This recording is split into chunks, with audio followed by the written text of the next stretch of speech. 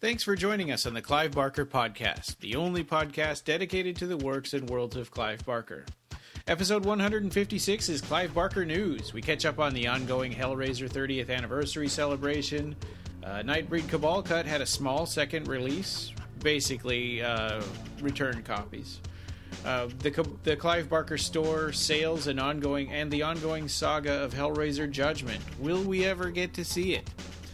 Plus, Jose got to see Rawhead Rex in the theater, so we revisit The Forest King and talk about his experience and the history of that troubled production.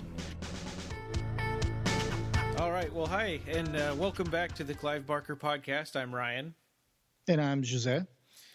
Hey, so this is a news episode, and we missed. We took a little really short break, and during that time, we've kind of amassed quite a bit of news to talk about. Nothing huge, but there's some good stuff. That's right. This is episode 156, and we can open up with some Clive Barker news. I guess this one probably is already too old, but we'll follow up with another one that's going to be coming up in 2018. So Arrow tweeted back in October 13 that the box has been opened. Hellraiser is back in UK cinemas from today. Catch it at the following cinemas. So Hellraiser got back to British cinemas all over the UK, and it was celebrating the 30th anniversary, and I think everybody was really happy to be able to see it, and I guess it was probably the Arrow restoration, right? Yeah, I would have loved to go see that in the theater. There was even a screening at the BFI not too long ago. Wait, no, the BFI screening is going to be in Halloween, actually. It's still, you're still in time. There's going to be one at the BFI, British Film Institute, at the South Bank, and it's going to be a double feature with the director's cut of The Exorcist. So I don't know if the tickets are still available, but look it up. Oh, wow. Oh, that's the one where she walks backwards down the stairs, like doing the back bridge? Yeah. And that BFI screening with the director's cut of The Exorcist is also going to have the presence of Christopher Figg, who was a producer of New World Pictures. Yeah, nice. Yeah. That's very cool. So, yeah, and then after, speaking of that, of course, there is a Hellraiser screening that's pretty far out. You could start making your plans already. Because in March, right, there's another Hellraiser screening. Yes, that's right. I clicked the wrong link. It's okay. I'm trying to talk my way out of it. So there's another Hellraiser 35mm screening, which I think it's the 35mm film screenings are getting far and few because just, digital projection is the kind of the thing to go with. They just get a DCP, which is basically a large hard drive. They just slap it into a machine and it just gets a digital projection. But this one's going to be a 35mm screening, so expect graininess and scratches and stuff. But yes, coming to Shelby Theatre in Bournemouth, England on March 10th, 2018. And apparently Nicholas Vince is going to be in attendance. That's cool. And there's going to be a Q&A. Yes. And you can't match the magic of watching the film catch on fire right on the screen there. Have you ever been in this movie when that happened? No. Have you? Yeah, and you can actually see the fire projecting on the screen. Oh my God. Yeah, because the light that they used to project the film was really hot, and if the film stops, it just starts burning the celluloid, right? Yeah, I had that happen in a movie, but somehow they strung it back together and got it going again. And that actually happened with my home movies too when we were watching them. When I was like 5, we were watching them, and then the bulb just set the film on fire. Do you remember if it was 8mm or 16mm? No. That's okay. It's just too much detail. Yeah, it was. I know they just called it movie camera, but I can't remember what kind of film it was. Right. So this is cool. I mean, like, again, if you're into like the old 35mm projections, I think this will be a cool screening to attend. I don't know what sort of version it's going to be. It's probably going to be an old film version of Hellraiser, but so that's cool with Nicholas Vince. Yeah, neat. And the Hellraiser soundtrack. I think the pre-orders were already open, and it shipped on the 11th of October, right? Yes. David Sharp, one of our collaborators, posted about it. This is the Death Waltz Records are gearing up for pre-orders, and I think this is the Mondo. There's two soundtracks coming out, or one is from Lakeshore, and the other one's from Mondo. Oh, wow. And the Mondo one is the one that has that black cover with Pinhead, and there's chains coming out of the back of the shadow in the back of his head. Oh. And they're really, really cool. So you'll be able to pre-order either the deluxe LP version with new artwork from Matt Ryan Tobin, and or the 7-inch configuration box edition that contains 6 7-inch discs. Wait, what? 6 7-inch discs. Apparently, that's what's written here. So both items expect to ship in November. So they just put one track on each side of each LP, I guess. I think this means 6 to 7-inch discs. That's probably what it is. Well, the picture does make it look like there's a bunch of them in there. Yeah, there is. So I think the original motion picture soundtrack Lament configuration vinyl box looks pretty neat. It looks just like the box, and you will have liner notes by Clive Barker. It's going to be limited to 2,000 units. It's going to cost $30. So that's a pretty awesome price for the soundtrack. Yeah, or I think it is $30 for the Lament configuration one. Okay. There's something else that was $80. Yeah, that's the okay, so here it says Hellraiser original motion picture soundtrack 7-inch box set, 6 7-inch singles. Okay, so there's 6 of them, right? Okay. Yeah, that makes sense. I'm sorry. Right. It's late. It's like 11 p.m. right now when we're recording this, but so it's 6 7-inch singles, each with a unique cover housed inside an 8x8 wooden Lament configuration box replica with liner notes from Clive Barker. And this one is limited to 1,000 copies. So that one is $80. I think that's cool. I never really got into collecting records. The only ones I ever bought are like bootlegs or things that you couldn't get on cassette or later on CD. Right. So just to make it clear, because I kind of stepped in it, the $30 one is the one with the Mondo artwork. It's a one vinyl disc with the black pinhead on the cover. Yeah. And then the $80 one is the Lament configuration. So there you go. Just go look at the post that David Sharp did on our blog on October 9th, and you will get all the information. And the Midnight Meat Train audiobook is now available on YouTube, and that's only going to stay up for a limited amount of time. I haven't listened to it yet. Have you? I have listened to some of it, yes, and I downloaded it for my own personal copy. So I've been thinking we need to do that just to preserve it. Yeah, I have my own copy that I got out of I jacked it out of YouTube. So this was available from October 11, and it's going to stay up on YouTube on the Horror Babble channel until December 6th. Yeah, and then I guess it'll come down, which is too bad. Yep. It's a great channel. I've subscribed to them even before this happened with the Clive Barker Midnight Meat Train audiobook. So, yeah, they put up a lot of cool stuff. Lovecraft, Ashton Clark Smith, old stories like that, Edgar Allan Poe. So, if you're into like audiobooks, the Horror Babble channel is really cool. Is it done like an audio drama? Does it have like sound effects and stuff and music? A little bit. Okay. I only listened to a couple of minutes of it, but it's narrated by Ian Gordon and Jennifer Gill. I hope I'm pronouncing it right. So there's some mood music throughout, but I just saw the trailer for it, but I haven't actually listened.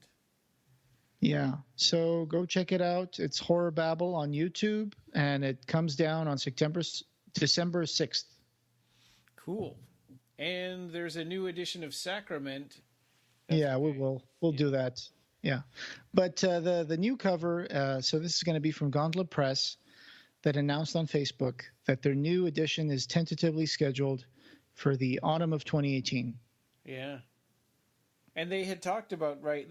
This was the result of them kind of polling Facebook and saying, "Hey, if we could do any Clive Barker book, which one could we do?" But then there were a lot of caveats, like, "No, we can't do a Magica because there's something else planned for that.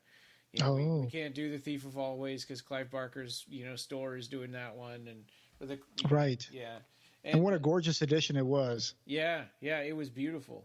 Yeah. So I forgot about that. Yeah, thanks for bringing that up. That's I remember now that they did ask people what the next edition should be. And also, I think they also talked about doing a Mr. Begone, right? And I don't know if that's in the works or.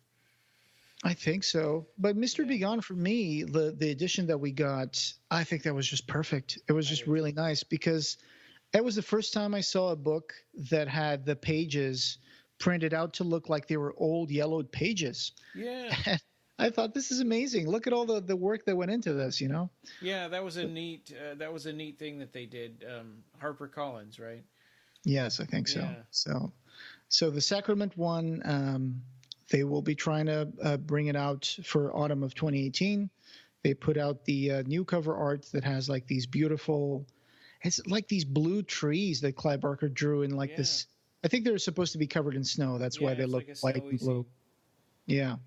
So that's looks gorgeous. Looks like a great art from Clive Barker that I hadn't seen before. No Lord Fox on the cover. He must be hiding just off the scene there. I love that one. I love that. The little fox. Yeah. On the burned down forest. That's very tragic, very sad cover, but beautiful at the same time. Oh, and upcoming at the Clive Barker store. So we've had a bunch of conversations with a person over at he doesn't like us to mention his name. But a person over at Seraphim he's been kind of showing us what's coming up and telling us when it's okay to post and talk about it. A few weeks ago, actually, yeah. Yeah, so there's a bunch of cool stuff. They're doing a lot of kind of merchandisey stuff, and there's also art prints by other artists, which is a newer thing that they've been doing. That's right. I came up with this blog post that said Clive Barker store merch Halloween extravaganza. Mm-hmm. And it's already out of date because there's more stuff that came out on the Halloween newsletter, on the Halloween Clive Barker newsletter, if you subscribe to that on your email address, which you should because you get updated news. So there's some cool stuff. What is your favorite out of this? Out of this one? Yeah, what stands out to you from the new items that they got? Maybe the T-shirt or. That's a pretty cool one, yeah. They've got the Vance Kelly Nightbreed poster, which was kind of that one's kind of a special one, just because of we actually, when he made that poster, we gave him a ride up to Clive Barker's house. Yeah, and then we met up with him at the Crest in Westwood. Yeah. That was cool. Yeah, and I the T-shirt is cool. I like that bookmark set, with the picture of the Nightbreed picture that's from the Cabal cut. I like the Lament configuration beer mats. Yeah. They're pretty cool. I don't know what a beer mat is. What is that like? It's like a coaster. Oh, okay. It's basically a coaster. If it's really big, so in case you spill, I guess. I think they're 3.9 inch coasters, so they're not that big, right? Yeah. Right. Oh, they show 4 together. I thought that was like one big mat. Right. They're made out of extra thick paperboard and they cost $5. So, people complain, Clive Barker stuff is really expensive. Well, get some Lament configuration coasters and you can summon hell while staying refreshed and hydrated and drunk, I guess. Yeah. They also have those greeting cards there. They got some pretty neat, some pretty funny messages in them, right? Yeah. Yeah. And Santa Claus is like holding a human heart. A box. Lament configuration. Box. Yeah. It's Pinhead really dressed as a Santa Claus. Yeah. And there's like Frank all chained up. Yeah. There's one with a berserker ghost. There's one with the Candyman that says "Be My Valentine," and then it's scratched, and then it says "Victim." It doesn't say BEE, does it? No. I hate that. Okay. Yeah. No, it doesn't. And there's a Pinhead patch, which I guess you can like sew it to your jacket if you want. I have a backpack that I've had, an REI backpack that I've had since high school with all of my patches from like Guar and King Diamond and Ozzy Osbourne and stuff. And it's still alive. And so I guess that backpack is now more patch than backpack. Yes. Yeah, definitely. But yeah, that would go perfectly on there. I don't have anything representing Clive Barker on there. I even have a King Diamond patch on there. That's cool, and that's also $5. So yeah. It says here, new version, updating the old style patch. These patches are screen printed on black, 195 grams per square meter fabric before being finished off with a heat press backer for easy application and a smart overlocked border. I guess you can use the heat application, or you can actually sew it in, which is probably safer. I usually do both. Yeah.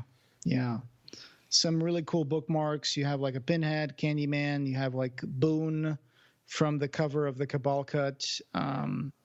You have the Lord of Illusions, and you have just one that says Clive Barker. It says art, apparel, book. It's more of a promotional thing for the Clive Barker store. You mentioned that T-shirt, so that's pretty cool too. I really like this style. I think, are these called like baseball shirts? Baseball shirt, yeah. They also call them raglans, I think. Yeah. So I really like this style where you got like the torso is one color, but then the sleeves are another color. Yeah. Yeah. So it's got like this quirky little sketch Clive Barker did. Yeah. Of a skull, and then there's like a hill with like the moon. And some other things that weren't included in here. We've got there was a set of Clive Barker tarot cards. Yes, and it's a complete set of tarot cards apparently that they're gonna put out. So pretty amazing. There's also more prints on the Clive Barker newsletter, for the recent Clive Barker Halloween newsletter. There's one of them which is concept art from Ralph McQuarrie, where you have Boone. And so some of these characters look different because this was concept art before they actually made the movie. Yeah, and like Leroy Gom looks like this big muscle-bound, like bald guy with the tentacles coming out of his shoulders. Actually, it looks like a kind of a frail-looking bald person, I think. But there's a Shunasasi, there's a Kinski or Jackie. Yeah. So there's a bunch of things. There's like more Halloween. Hellraiser prints. They're looking really cool. I don't know if some of these came from the Hellraiser anthology volumes. I think some of them came out of them, like the Danielle Serra covers for the Hellraiser anthology 1 and 2. And they got a new Danielle Serra print of a painting that he did of Candyman. Yes, it's really good. It looks great. It's Candyman holding Helen. Yeah. Yeah, I like that one. I wouldn't have room for all these things on my walls, but I think they're cool. And there's also these Pinhead and Decker character busts that are coming out exclusive to Tom Holland's Terror Time. And Books of Blood prints. I forgot that was in your other post. That is really cool too. Yeah. With Clive's covers for the Books of Blood. Yep. They're available as individual 16 by 21 inch art prints, which are, I think these are made in-house, and they have like this fancy printer that really does a great job. So, and there's perfume oils from Nocturne Alchemy, and they're labeled with the Abarat paintings. Oh, cool.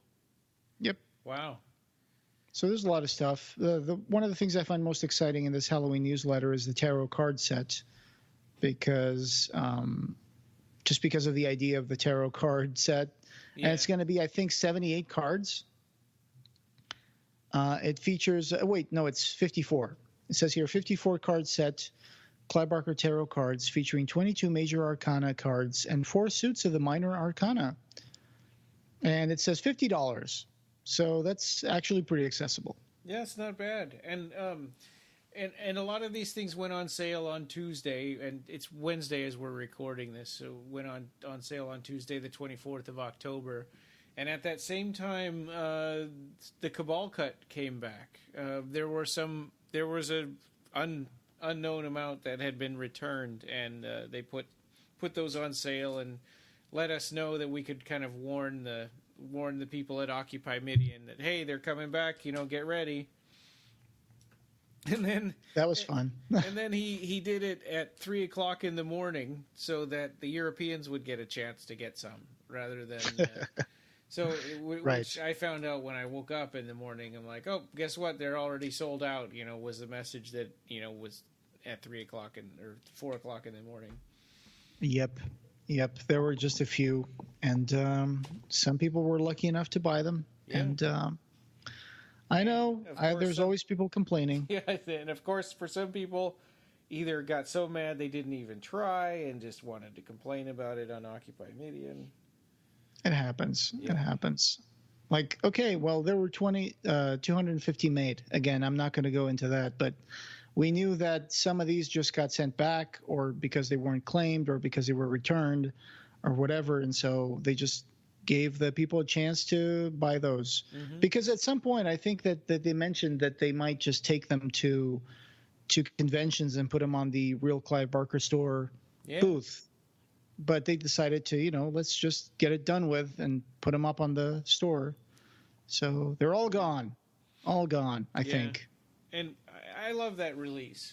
I'm really happy that it came out. I wish that, obviously we wish that it could be a wider release. I never want things to be super, super special just for a limited number of people. I know there are other people that... We had people getting angry when they widened the director's cut from 5,000 to 10,000. That's true. That's true. They thought that they were getting their investment devalued, I guess. Yeah. Like now it's not as special anymore. Now my eBay price is going to go down. Well, I feel sorry when some books come out and they're really limited too. Like Chiliad, A Meditation. It's a really good book. Yeah. And how many were made out of those? Like just 1,000? Yeah. So that's not nearly enough. It's one of Clive Barker's favorite books, actually. And some of these things that we've been talking about, some of these books we talk about, we have more listeners than there are copies of these books. Yeah, that's true. Like the Mark Miller ones, like Next Testament and Hellraiser the Toll. Mm-hmm. Mm-hmm. Which is coming out in January of 2018, so stay tuned for that one. Yeah. Yeah, so I mean I understand why these things happen, but I'd like to see them at least get some other kind of wide release, because by the time we talk about a book, by the time we've read it and prepared and we do a podcast episode, sometimes they're sold out, and it's like, okay, I guess we're talking to the people that already own it. Right. We don't get to recommend something. What's the point? Yeah. Well, sometimes they are sold out in physical copies, but they're still available in Kindle copies. Yeah. Well, that's great when that happens, and I hope we see more of that. Like I hope Next Testament gets made into an audiobook and an ebook. Like Tonight Again. Was really limited, and then they also had like a Kindle version, and they also have like the audiobook. Tortured Souls. Doug Bradley. Yes. So we had a chance to talk about that. And Tortured Souls was another super limited book, and then they also have the Kindle edition, so that one's never going to run out. So yeah, that's cool. I know some people don't like Kindle books, but hey, if you get a chance to get it. When they're on sale, you can get it for just $2-3. You can read it on your phone. I always bought the Apple ones, what do you call iBooks? Yeah. And then there was some kind of class action lawsuit about that and the Barnes and Noble ones. And I got an email saying I got a bunch of credit on my Apple account, but I haven't looked to see if that's really true or not. Yeah, sometimes there's some things are done they're not done really well, and then they just kind of decide to give money back to people. It was like it was a suit because Apple and Barnes and Noble conspired to somehow beat Amazon. Like they had a conversation about. I think I heard about something like that, but I don't know the details. It's one of those antitrust suits that actually wasn't something that hurt the consumers, right? They were trying to hurt Amazon.com. But okay. What were they trying to undercut the price of certain books or something? I think that's what it was. Speaking of digital copies, I just want to bring this one up. That Criminal Element on Facebook, which is criminalelement.com, is actually offering digital copies of the Scarlet Gospels by Clive Barker for only $2.99. And this offer ends on November 6th. So if you want to get a discounted digital copy of the Scarlet Gospels to read on your Kindle or phone or whatever, you can go to criminalelement.com. Then you'll never have to crease the spine again. Yes. Yeah, right. Yeah. So...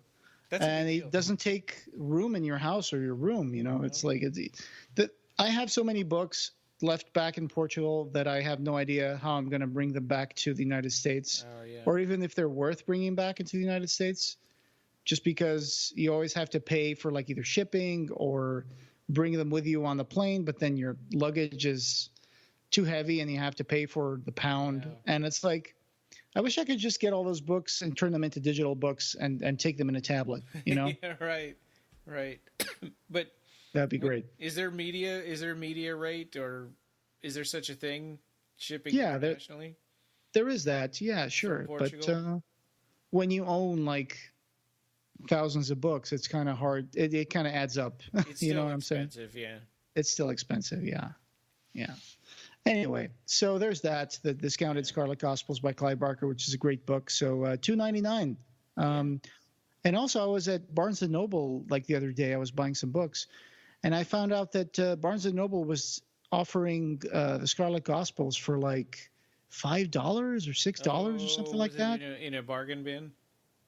Yeah, it was in like the discounted book section, and it was like a hardcover. So if you go to your Barnes & Noble, look for that one if you want to get a good copy of the Scarlet Gospels and you don't have one yet. So. Well, and it was a bestseller. I mean, it's nice to see Clive Barker making such a mass market book again that it finds its way into the bargain bins. Right. It was one of the books that he put out that had the largest print run, and it was in the New York Times bestseller list for like 11 weeks or something like that. Yeah. I forget. Yeah. Yeah. Before that, it was 5 years ago, right? With Aberrat 3 in 2012, 2011, I think. What was the title of the third one? Absolute Midnight. There you go. Yeah. Yeah. October's book club selection for the Los Angeles Lambda Lit Book Club is Clive Barker's Mr. Be Gone. So if you're into book clubs, and I know that now they're becoming a thing, especially in the online world, YouTube and stuff like that. Oh. So there's the Los Angeles Lambda Lit Book Club. You can find them on Facebook. They're going to be discussing Mr. Be Gone. So there you go. For October. I didn't know there was a new like online version of book clubs. I always just thought of like the one where people sit around in a circle and talk about books. Yeah, now there's people on YouTube doing stuff like that too. Like there's been like a Dune club talking about Dune, and then they're gonna that was from Comic Book Girl 19. It kind of sounds like a podcast. It kind of sounds like what we do already. Except as a video, where they talk about the book. They give like a video talking about the book from pages X to Y, and then they go on Twitch and they offer like a Q&A session live with like the people who are doing that with them. Wow. And sometimes they offer like packages where you can buy a copy of the book, like a mass market paperback, and then you can also buy some swag that comes with it, like. So, yeah, there's that. So, Los Angeles Lambda Lit Book Club, October, Mr. Be Gone. There you go. I always wondered why book club editions of books were smaller than the regular hardcover. I guess Are they? So people could more easily bring them to their book club meetings, maybe? Oh, okay. I didn't know that they were physically smaller. Yeah, just I guess I used to be in a book club in Portugal, and their books usually were like big hardbacks. Yeah. Yeah. Yeah. Well, I mean, they are hardcovers. They're just a little bit smaller than the normal hardcovers. Okay. Like Also, I used to be in the Folio Society. I have the Cabal book club edition. You know what I found when I moved to the United States, which is a really cool idea, was that I found out that you guys in America have oversized letter editions for people who are old and don't or have glasses and impaired. Yeah. Yeah, that's good. That's a good thing, you know. I'm getting close to that right now. Oh wow, really? Yeah, my eyesight is getting really bad. I get a headache and I start straining my eyes, and then I fall asleep trying to read, which is why it's taking us so long to get through a book now for the podcast. Yeah, maybe you should check if your prescription is up to date. I think I'm overdue. I mean, now I have a job with health benefits, so it's about time to get that done. My first thing is I'm getting my cholesterol checked because I haven't done that in like 7 years. Yeah. Welcome to the club. Yeah. I'm just hoping I'm still healthy. Yeah. Anyway, that's the American healthcare system. Yeah. So, moving on to another thing. Let's see. Scarlet Gospel's digital copy. We talked about that. Oh yeah, Roomwork magazine, and this is is it the Canadian magazine? Yeah. Yeah. Roomwork magazine Hellraiser cover. Hellraiser turns 30, and they have an interview with Clive Barker and Simon Bamford, Nicholas Vince, and Doug Bradley, right? Yeah, super cool. They have a picture in the cover with Pinhead holding a box that has some candles on it, and it says 30. So it's really nice to see so much celebration of Hellraiser, on their 30th anniversary. I know, right? Especially since the sequel seemed to be so crappy lately. I know. Yeah. And one of them. 7. Yeah, that's something also that we can talk about. We didn't write this in the show notes, but Hellraiser Judgment, right? It's kind of tangled up in this Harvey Weinstein thing. Oh boy, yeah. Right. And Paul T. Taylor had said, I think, was it on Twitter or Facebook? He had said, like, "Oh, I just found out that it was sitting on a shelf, and it wasn't quite finished. But now I hear that Bob Weinstein's gonna take it down and finish post production on it and get it out there." And he made that sound like a positive, but in my mind, I'm thinking, wait, we had always heard that it was finished with post production. Yeah, I guess. So that sounds negative to me. That sounds like even more of a delay. Yeah. Let me see if I could just find that real quick. I'm at Paul T. Taylor's Facebook page, and I'm just looking down. It says here, it's 16 October, and he said this on Facebook. "Seriously, I have a reliable source who just informed me that Hellraiser Judgment has been on a shelf for a while unfinished. But now that Harvey Weinstein is out of the picture, Hellraiser Judgment has been taken off that shelf and is back in post-production thanks to Bob Weinstein's love of horror films and his newfound freedom. He runs Dimension Films, the owner of the Hellraiser franchise. I suspected something like this might happen, and I'm so glad I was right." So, I don't know. I mean, he has a source. He was in the movie. I guess I'll trust him on this one. And but that was written also. Didn't they find out that Bob Weinstein also has got some problems along the same lines? I guess there was some actresses also that said that he kind of like made some inappropriate advances or something, like invited them for dinner several times. Okay, so nothing at the same level as Harvey. To my knowledge, no, nothing to the same extent as Harvey Weinstein's, like horrible decades of being a predator in Hollywood. No. Yeah. But, well, let's hope for the best, I guess. I mean, I've heard stuff that says that Harvey Weinstein got fired recently from the company. Yeah. So he's totally out now. And at the same time, I've heard that the Weinstein Company is going to change its name. I don't know when and I don't know to what name they're going to change, but they want to get past this thing of, the whole lousy image that their company is getting. Yeah. So I'm sure that releasing Hellraiser Judgment may be the last thing on their priority list. Right. So, but hey, what can I say? I can say that yesterday Paul T. Taylor posted a really awesome picture of himself as Pinhead. Yeah. Go to his page and you will see. I'm sold on that picture of Pinhead. I mean, sorry, Doug Bradley, I love you too, man. But I think Paul T. Taylor looking as Pinhead looks pretty cool. It looks pretty boss. I like it.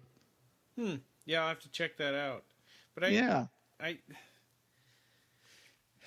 I keep on wondering, like, they're supposed to make a movie and screen it, right, within 5 years. And so, from November 2011 was when they released the last one, and even earlier than that when they screened it in the theater. So it's been longer than 5 years. I mean, I guess we don't know the ins and outs of what they have to do to meet their contractual obligation. But is it possible that they may have screwed it up and might be losing the rights?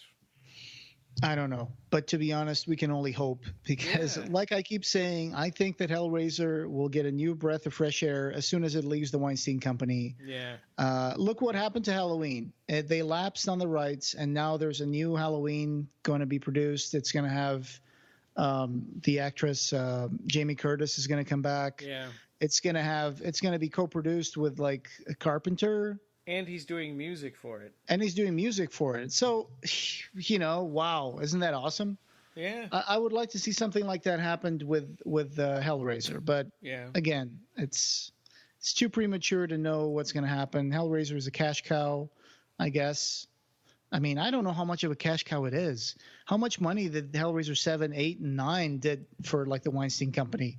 I'm going to guess not a lot. Well, I think percentage-wise, I bet it was a lot. I mean, you think about how small the budgets are for these movies now. Yeah, I guess you're right. Yeah. So, especially oh my God, especially like Revelations. I mean, really? that you could buy a house. I mean, that's cheaper than buying a house. The budget for yeah, it's like $125,000 or something like that for. Right, and it is on Blu-ray, so I guess there's some sales coming in from that. I guess someone's buying it.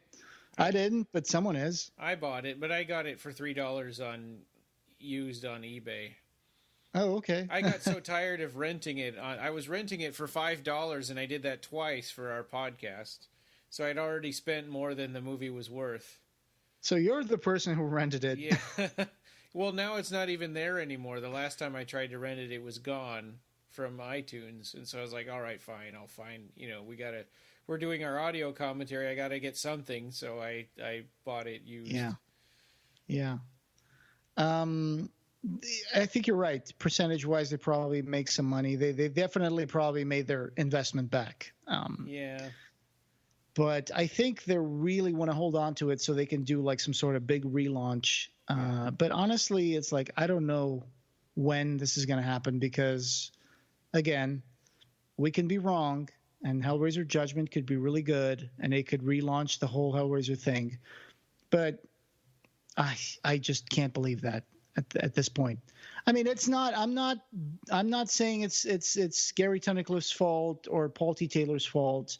I'm sure they did the best job they could. It's really just that they don't have the budget to make like a really good movie like it. Oh yeah. I mean, it can be if it's done, more intimate and smaller scale. Like Hellraiser was a sub-$1 million movie. Mm-hmm. And I haven't seen it, but I'm going to guess that I would like Hellraiser better than it. Right. I don't know. Did you see it? Did you see it? No. Okay. I haven't been to the theater in a long time. Oh, wow. I've been hearing that was good, and Blade Runner I need to see, and I heard that the new Thor movie is really good. I want to see all of those things, but I just can't get away. I know. I got this wonderful thing, which is the Alamo Drafthouse Phoenix. It's in Chandler, It's right near me, so I got to see some cool movies. And I really like it because you can have dinner there, or you can have like a beer or whatever at your seat, and the servers just walk around like little food ninjas, and they kind of they kind of crouch around, and they come, and you see this little hand put the little ticket on your table, and or put a beer on your table, and it's really awesome. So that would be super cool. Yeah, so that kind of gives me a segue to say that I did go to see Rawhead Rex, the 4K resolution restoration from who restored this movie? I forgot. Kino Lorber. Oh, Jesus Christ. It's now midnight, close to midnight, so I'm sorry. Kino Lorber's 4K restoration of Rawhead Rex. So it was great. I saw that at the Alamo Drafthouse on Thursday, October the 19th, and it was pretty fun. Hearing your enthusiasm and just the experience of it made me buy the Blu-ray on Amazon, but it hasn't gotten here yet. I don't know when it's going to arrive, but I'm excited about it. Yeah, for people who wanted to buy that, when it was on pre-order, the price just kept going down and down and down, and it's like it went down to like $13. Oh. And now that it came out on October 17, it's back up to $29.95. So I didn't order it. Usually they start out high and then they get lower.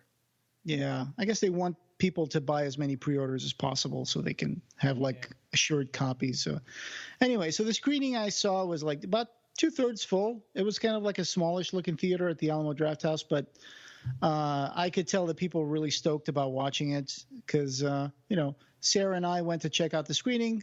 I really like it. It's very comfortable. It's a very comfortable theater model. And, everything, this theater just was made like a few months ago. So everything is still pretty recent, still feels new, modern. They always play these cool videos before the show starts, like in the previews and stuff. In this screening, they had a monster movie vibe going, and they had all monster trailers and announcements for Halloween shows that they were going to do. There's one that's going to be called Dismember the Alamo. It's going to be like Dismember the Alamo. It's going to be like 6-hour marathon of movies, and most of them are going to be surprise screenings, and they're going to have. You buy your ticket and it's like $25, and you go into the Alamo and you stay there for like 6 hours. You have no idea what the movies are going to be? Yeah, I guess you can figure out some of them because they show some previews, and it looks like they're playing like Army of Darkness and a few of those. But so the copy looks great. It's got a lot of good grain. The sound was pretty much the same track. You can still see a few scratches here and there in the beginning. It's not dramatically better looking, but you can definitely see a lot more detail than in an old VHS or, crappy transfer DVD. I say it's even a better transfer than the film deserves, Yeah.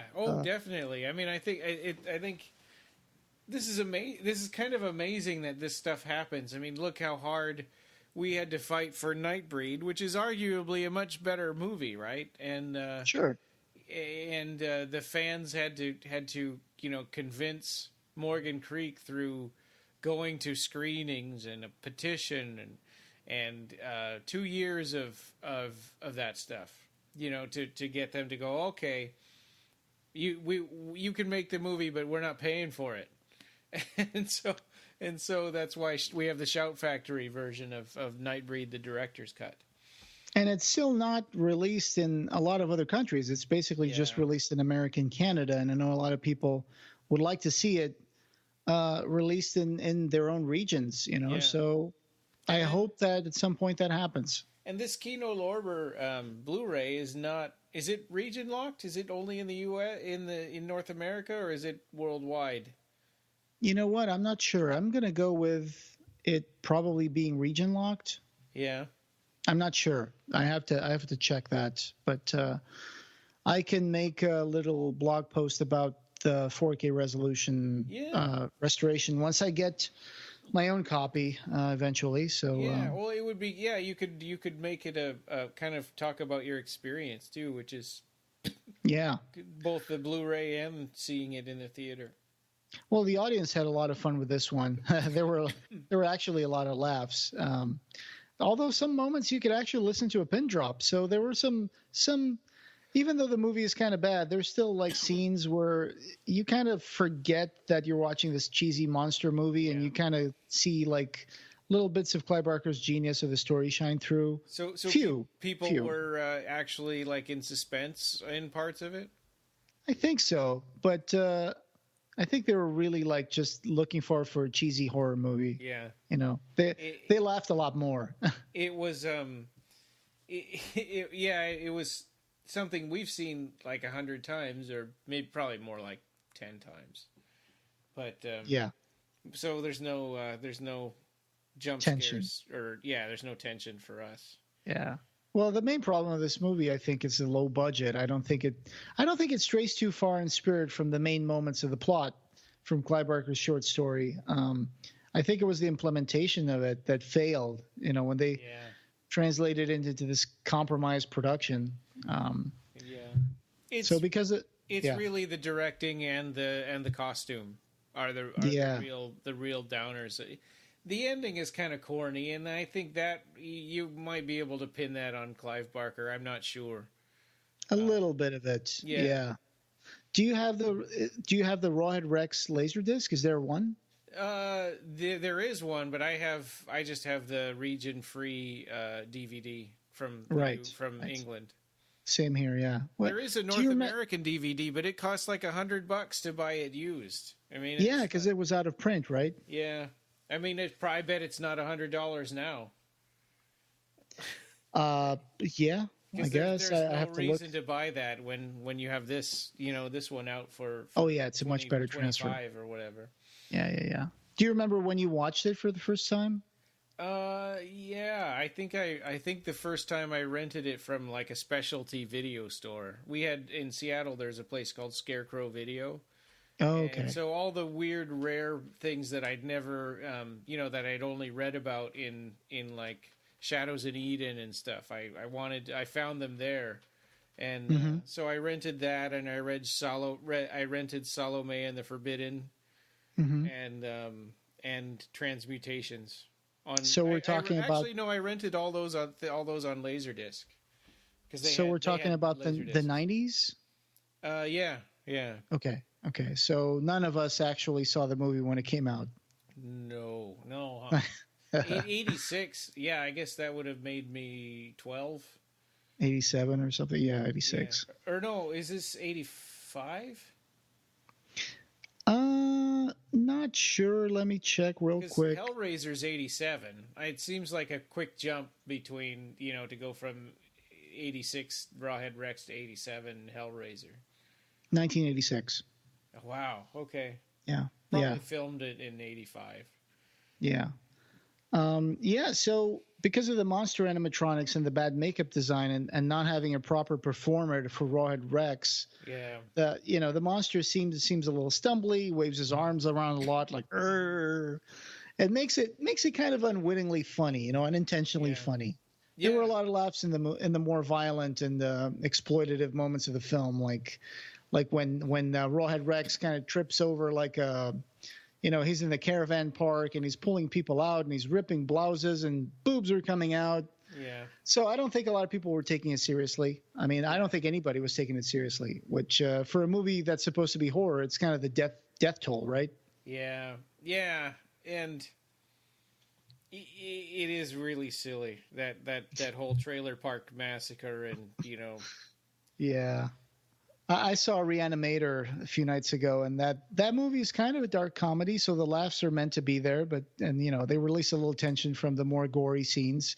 I've never seen it.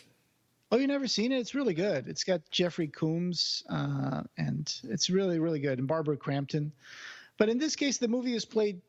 I think the Rawhead Rex movie was trying to play it mostly seriously. Yeah. But occasional jokes like. When Hollenbeck asks the verger if the Reverend Coot is old, like, is he an old coot? Oh God, yes. Or when he tells one of the police officers or the constable, Do you need anything? Do you want me to tell the inspector anything? You tell him to go fuck himself. And he says, I don't think I'll be passing that along. Yeah, right. Yeah. You have no idea how I feel. Yeah. Your goddamn stupidity is the reason my son is dead. Yeah. He sounds like he's from New York in that scene. Yeah. Your goddamn stupidity. He sounds like Mayor Quimby from The Simpsons. Yeah, right. Yeah, well, the severed hand holding scene, did make the audience burst out laughing. Right. I mean, it makes that doesn't make any sense. I'm looking forward like to getting the Blu-ray. Right? He wouldn't sneak up on them and bite the hand off without her noticing. Good thing about the Blu-ray is that it has a recent interview with the guy who played Rawhead Rex. Yeah, right. Heinrich von Schellendorf. Now in this one, they call him Heinrich von Bunau. And it's the Call Me Rawhead, an interview with Heinrich von Bunau. So I guess that's something to look forward to. I wonder if it's got a translator. I don't know. Maybe he speaks English. Speaks English, yeah. I know that some people called him like a German ski instructor, but in other interviews, someone said that he was a deer farmer in Ireland. So I don't know. I don't know really what he was. I just know that they mainly just cast him because he was like 6 foot something, Yeah. Just because he was really big, so he could play the monster. Funny bits of trivia. This movie was nominated for an International Fantasy Film Award in 1987. Wow! At the Fantasporto Film Festival in Portugal. So yeah, that's. I didn't see it in 1986 because I was like 10 years old, but I found that out while I was looking for trivia, and wow. Yeah, I really did a lot of preparation for this episode. I created a Celtic, Irish / pagan music playlist on Spotify. So I created this one called Inspired by Rawhead Rex by Barkercast. So that's one of my horror pairings that you can listen to after this episode. Oh yeah, and you put that on the blog, right? Or not yet. Oh, okay. I'm gonna do it. I'm gonna put it on this episode, I guess. So and it'll be probably available by the time this gets posted anyway. Yeah. Have you seen Rawhead Rex in the big screen ever? No, never. Okay. That would be awesome though. I think that would be a lot of fun. I think I've only ever watched it by myself. Did you ever give this to Clive to sign in one of those signings? No. Okay. Yeah, I was going to ask you. I couldn't do it. I mean, after reading all the interviews and how much he hated it and stuff, I think that it hurts him, like it physically pains him to sign Rawhead Rex or Transmutations. Yeah, I could understand that. He's even said Nightbreed he doesn't like signing. Yeah. Well, he likes it now that there's a director's cut. Right, but back in the days before. So I got some little details here from the Dark Fantastic. Clive Barker met the director Georges Pavlou in 1982. And Green Man Productions was an independent production company owned by Kevin Attu and Don Hawkins. They had produced a music video for the band Japan called Oil on Canvas. Yeah, I don't know. Right. Some of you guys out there might know this one. After Green Man agreed to make Transmutations, I think that Clive sold them the options, giving Green Man the right to first refusal on film adaptations of 5 stories from the Books of Blood. And these were Jacqueline S., Human Remains, Confessions of a Pornographer's Shroud, Sex, Death, and Starshine, and Rawhead Rex.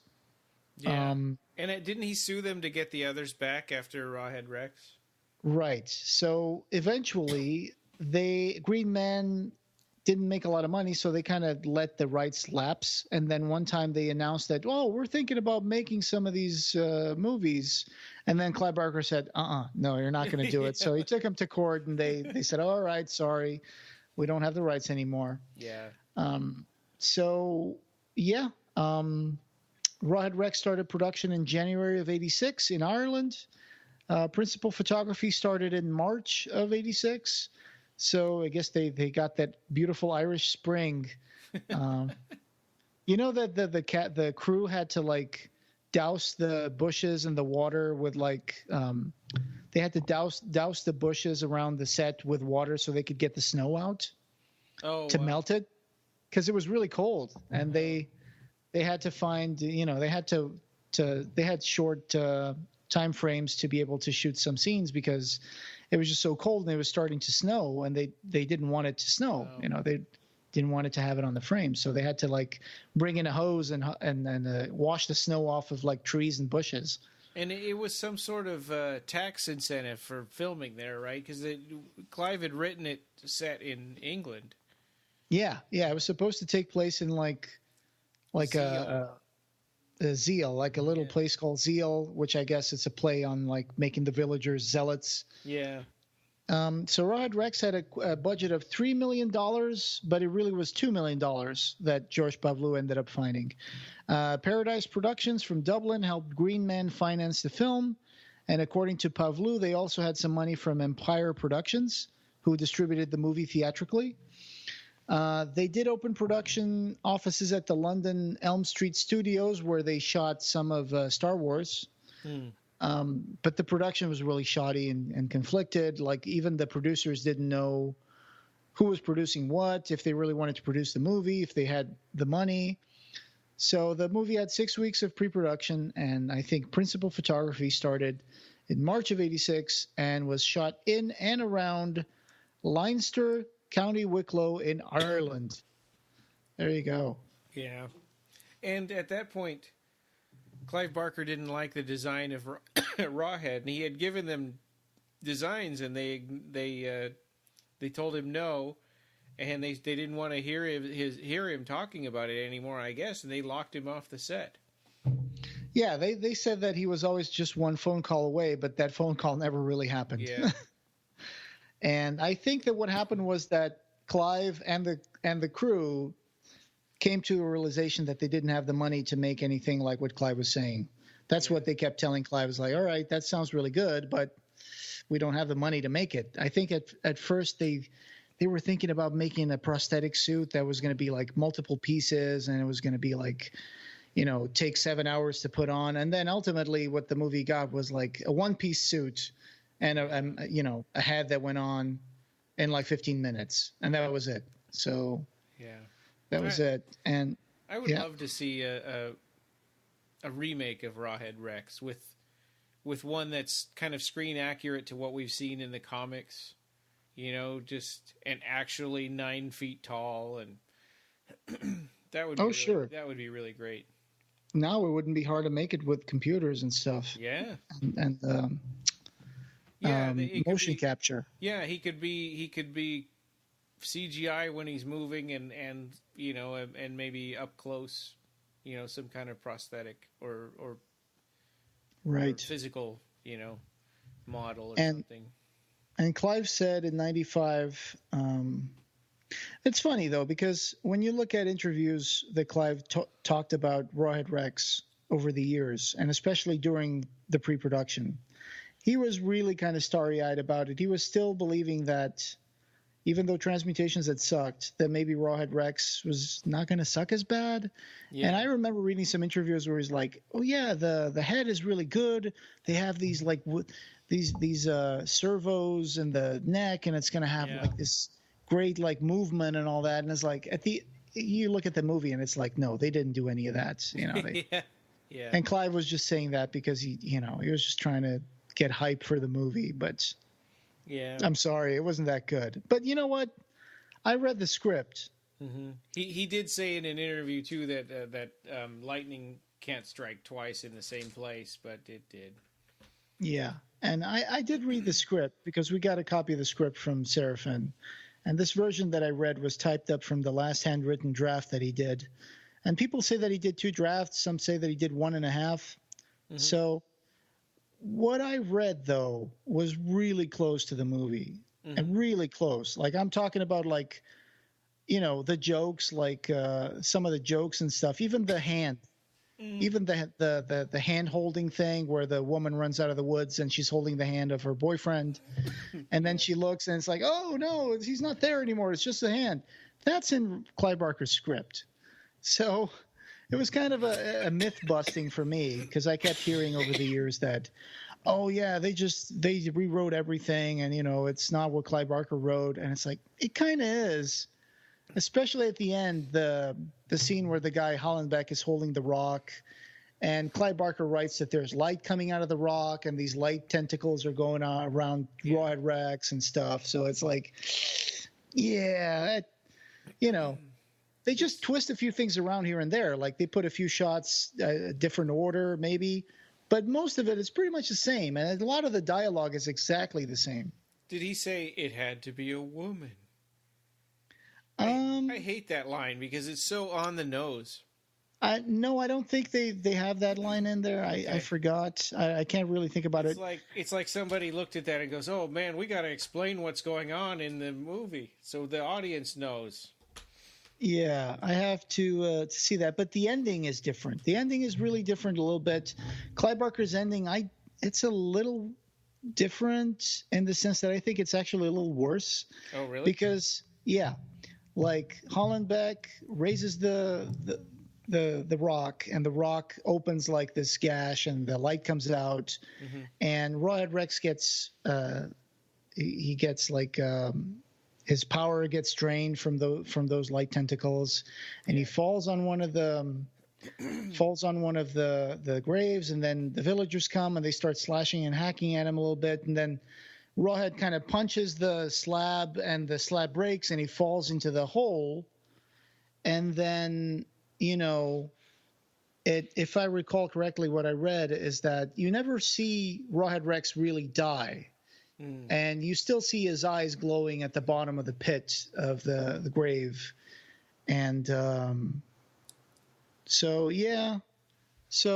there's no really like jump scare at the end. But the ending is just left a little open. And I think that, it's a little weak. So sorry, Clive. I guess, he did make up for it by writing an awesome script for Hellraiser. That he actually made into like an awesome film that now is 30 years old. Yeah, well, at least the villagers beating on Rawhead would be a little closer to the short story. Yeah, that's true. That's true. But you don't get to see Hollenbeck like bash the brains out of Rawhead with the rock. Yeah. Right. That would be good. But there are some things here. They're probably like, don't touch the suit. It's expensive. Yeah. Definitely, the script is not the guarantee that it's going to be a good movie. Okay, like the script is there to give the producers an idea of what their money is going towards, right? I mean, when you think about the script, it all depends on the director and the budget and how that script is going to be. It's still George Pavlu's movie, right? And actually, the casting isn't bad either. I mean, it's not. We make fun of it sometimes, but really, it's not bad. No, it's not. I mean, some of the actors are not that good. I don't particularly like the wife character. Oh yeah. Yeah, she seems she's not an actress. She seems very detached from her own family. She doesn't seem like she cares a lot about her kids. She, what's the name of the guy? I think is it David something? Hollenbeck? Yeah, the guy who plays Hollenbeck, I think, came from like soap operas. David Dukes. David Dukes, that's it. Yeah, I like Gissing. I like the Inspector Gissing. I like, some of the people from the Caravan. Yeah. Some of them look really weird. Yeah. But oh my God! Remember that there's the pregnant woman when they asked her what did you see, and she goes like roar, and then she goes ah. Yeah, that's kind of a similar scene in the script as well. Oh really? Yeah. Like at the Nicholson farm. Yes, the bedroom door breaks down. Rawhead has double rows of teeth in the script. He doesn't kill her. He kind of gives this big roar, and it cuts to another scene. And then there's another guy who goes to the Nicholson farm, and he finds Gwen. In the movie, I think it's called Jenny because it's in Ireland. and she doesn't really do the roar thing. She's kind of detached from everything, and then she just starts shrieking, and then it cuts to the police at the farm. So that's not quite as a no. I mean, that seems like her own that maybe that actress's fault that she did that. I actually like the thing that she does in the movie. The way that she kind of tries to convey that she saw a monster by roaring and raising her arms. I think I like that. I think it's kind of creepy. It's weird. There's some things missing from the script, like when Gissing is at the farm and he's looking at the door of the barn and he sees these slashes that are from like Rawhead Rex's claws, and he thinks that might have been from someone with a pitchfork. And then at the end, he tries putting his hand over the gashes, and he realizes that it's a really big space between them. So he thinks, yeah, it must have been a pitchfork. That's not in the movie, and I think that would have been a good inclusion into the movie. Yeah. So, yep. But the script I think Rawhead is too big and too wiry to be a costume. Hsure. Yeah. If you look at the Eclipse graphic novel, I think that's a great depiction of what Rawhead should really look like. Yeah. Yeah. I mean, in his face, his head is too big and his body is too thin to try to fit a person in there. Yeah. Yeah. So another line that I didn't like in the movie, and it's actually from Clive Barker's script, is when a reporter asks Inspector Gissing if it was what made the murders. Was it animal, vegetable, or mineral? Oh. And I think that's kind of a silly line, and it comes from the script. So yeah, right. It's kind of disrespectful to the families of the people who died, right? When you're making jokes about the murderer. I don't know. I just think it's a weird thing to ask. Like animal, vegetable, or mineral, and then Hallenbeck repeats the question at Gissing. Yeah, answer him. Is it animal, vegetable, or mineral? It's like, okay, that's kind of a silly line, but fine. Yeah. So that was it. That was fun. It was great. A lot of people laughed. It's not a very good movie, and one of the best things that came out of it was that Clive Barker decided to make Hellraiser on his own. Yeah. Well, I think this is just selected theaters that play this, so I don't think there's a big distribution of it. So I don't know if you have an Alamo Drafthouse around you, or if you have. Let me see if Kino Lorber has any information on the Rawhead Rex screenings. I think there's an Alamo Drafthouse maybe like 4,000 miles from me. Oh, that's just a quick drive and a flight, right? Yeah. I don't know if the show is currently scheduled for anywhere else. I don't know if this was just like a very limited thing, just like the Hellraiser release. Mm-hmm. So Google it and see if you can find anything about it, I guess. I couldn't find anything right now, but we're just recording, so I'm not going to spend too much time. It was like 3 weeks ago when Jonathan Q went to the one in Canada. That's right. Yes, that's true. It was at a convention, right? Yeah, or a film festival. Yes.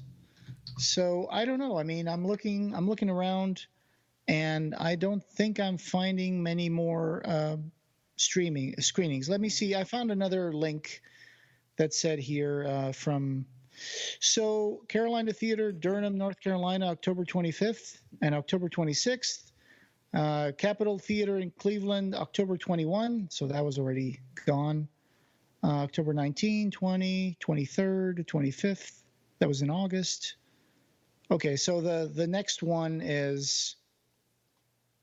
that was yesterday, I think. The Carolina Theater in Durham, North Carolina. So I don't think there's any more right now planned out. So we'll keep you guys posted if there's any more that are, let us know. Did you go to a screening? How did you like it? Where did you go? And how many people were there? And did you laugh a lot? I think my Blu-ray is going to be arriving like November 4th. All right. That's awesome. Yeah. Looking forward to that one. So I won't be getting it before Halloween, but still, that's cool. Yeah. We'll add some show notes at the end where you can read more about Rawhead Rex from Revelations. Sorry, I had a kind of a weird coughing thing, so my throat's all weird. Anyway, the T-shirts that we sold for our last Kickstarter. We are going to bring those back, and anybody can order them. It's not part of a Kickstarter, but we're going to do a second run of orders for those T-shirts, so that we can make one more order and ship them out. That's right. So this is your second chance. I know we only sold like a handful of T-shirts during the Kickstarter, but we really would like to be able to make another run and see if we can get more people interested in the T-shirts. And you'd be promoting us and supporting us. And again, this is something that the more T-shirts we can order, the cheaper they become. So yeah. So watch out for that. We'll be posting it on the blog at www.clivebarkercast.com, and you'll see it on Twitter and Facebook and stuff like that. We have a few things up on the site to look out for. Rob Ridenour had made a post. He put Hellraiser needs a new home, which is kind of what we were talking about earlier with the Weinstein Company and the turmoil there. That it would be kind of nice if the rights reverted back to Clive Barker. So Rob did a post about that, and he talked about studios that he would like to see take over the Hellraiser franchise, Clive Barker and Seraphim being number one, but he also talked about like Guillermo del Toro. Yeah. People seem to be excited about him, like for Nightbreed sequel too, if that was, not like it's a real thing, but that's like a dream, the dream project. I mean, you remember Hellboy 2 when they go through the troll market. Yeah, right. That could have been like Midian. Yeah, it seems like an homage to Midian and Nightbreed. Isn't there a Hellboy 3 that's getting made without Ron Perlman or Guillermo del Toro? I think so, yes. It's got the support of Mike Mignola, the artist, I think. Oh, okay. I think this might be a teaser image of what Hellboy is going to look like with the new cast. So it looks pretty good. It looks very much like the old Hellboy. It just looks a little different, but very, very close. So if you're a Hellboy fan, I think that's something to be excited about. Is it like a reboot or a Hellboy 3? I don't think so. I think it's going to be a different story. Oh, okay. Yeah. Yeah, I was thinking about reboots and stuff the other day, and it's like so hard to keep track of movies now, and like what happened when and where, and even like I saw a trailer for the Justice League, and it has the Flash in it. It's like, oh, I watched the Flash on TV, but that's not the same Flash that's in the Justice League movie. And the Superman in the Justice League movie is not the Superman that is in the Supergirl, TV show. Even though the Flash and the Supergirl, meet each other, and it's. I have been abreast of all those like Netflix shows and stuff from DC. I'm really not that much into DC, and I mean it's not because I'm a snob or anything. It's just because I didn't grow up reading a lot of those characters, except for maybe Superman and Batman. So I don't know a lot about the Justice League. I didn't read any of them. I saw the Super Friends cartoon when I was a kid, and I liked the Superman movies. The old. You're right. Yeah, 1 and 2. I didn't like any of the ones after number 2. But yeah, I mean that's it. That's the extent of my DC knowledge. Also, I'm not crazy about the idea of remakes or reboots or soft reboots or whatever they're doing now, which is like, oh, let's make a sequel to the first movie and forget all the other movies ever happened. Instead of rebooting the first movie. Yeah. If you're a Godzilla fan, you get used to that though, because like almost every Godzilla movie references the first movie, and then they say, and then ours happened. Yeah. 50 years Everybody later was, or whatever. I was actually watching a little bit of Shin Gojira the other day. Yeah. Yeah, that was cool. So another thing on the site is that I made a blog post for the video about the Cabal cut that I put up on Occupy Midian. So there's a blog post for that. And we had a guest writer come in, right? You worked on this one. Yeah, so Armand Yeager, he had done a Facebook post on Occupy Midian describing, in the comments of his post, he described every release of Nightbreed, both legitimate and bootleg, across the world, and the good and the bad about them. And the bootlegs all seem pretty terrible, but it was a great post, really informative that explained all these different releases and what kind of features they had, and what was and kind of it was succinct, and he did a good job. That's always great when we get people who are really devoted fans on Occupy Midian, and they come up and they start writing all this stuff and coming up with ideas like, let's write down the numbers of the editions that are out there and all that. Who has number one? And I think there was one person who has number one of the Cabal cut. Wow. So I thought, wow, that is pretty cool to have number one. And yeah. Oh, it's interesting to see how many different releases there are, and it's also nice. At first, I was hesitant to have a post about the bootleg versions of Nightbreed, but then at the same time, we get so many posts on Occupy Midian that go, "Oh, I already have the Cabal cut, see?" And they show a picture of some bootleg from Italy or whatever. Yeah. And it's like, no, you don't. Yeah, that's right. Yeah. That's right. So it's nice for people to know what they have, and even though it's not an entirely exhaustive, complete list, because, for example, there's some editions that he doesn't have there, but I guess he's just limited by the ones that he has. But yeah, it's very, very complete in terms of the most popular ones that are out there. So thanks a lot to Armand Yeager for taking the time to actually, take pictures of them, write them down, explain which one is and all that. So that was a great job. Really, really cool. Awesome fan stuff there. And just because somebody bought a movie on Amazon does not mean that it's legitimate. Right. We heard that a lot. No, it's not. I know it's not a bootleg because I bought it from Amazon. Yeah. Anyway, so I think that's it for this episode. Yeah, and this podcast, having no beginning, will have no end. You can find the show notes for this episode, as well as lots of news and features, at www.clivebarkercast.com. Leave comments there, or get them directly into the podcast by clicking the Send Voicemail tab on the right. Please follow us on Twitter at BarkerCast or at Occupy Midian. Like us on Facebook and join the Occupy Midian Facebook group. You can listen on the site or subscribe to the podcast on iTunes, Stitcher, Libsyn, TuneIn, Pocket Cast, Google Play, and Double Twist. Look for our apps in the iTunes Store or Google Play Store. Subscribe to our YouTube channel as well. Please take a couple of minutes to leave us a review on iTunes. It means the world to us and helps us spread the word about Clive Barker. The Clive Barker Podcast, or BarkerCast, is an independent editorial fan site and podcast that is not affiliated with or under contract by Clive Barker or Seraphim Films. This is a labor of love by the fans for the fans. Thanks for listening.